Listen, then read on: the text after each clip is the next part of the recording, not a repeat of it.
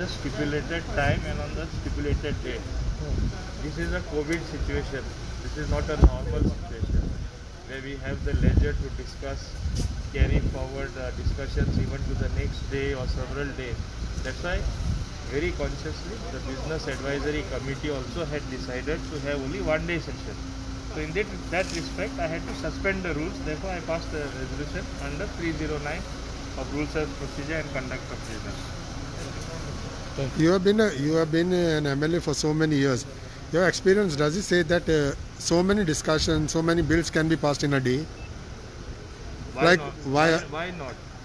Has after World War II, for the last 100 years, has any situation been like COVID-19? It's not only Goa Assembly that is facing this. It's not only our country which is facing it. The whole world is facing this situation. And as against a background which sometimes people find hard to understand, it is as if we are the only people facing it and we are the only people fumbling.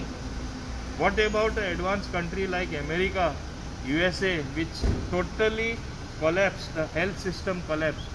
It is one of the most progressive and developed country. When in America, in Italy, in France, and several other countries, when you see things collapsing, I think we are far better off in Goa.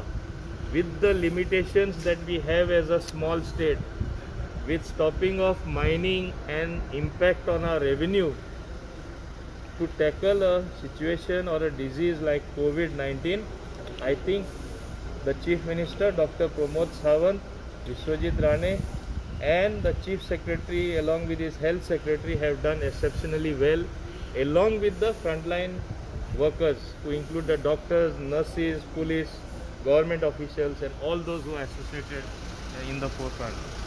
Okay. Yeah.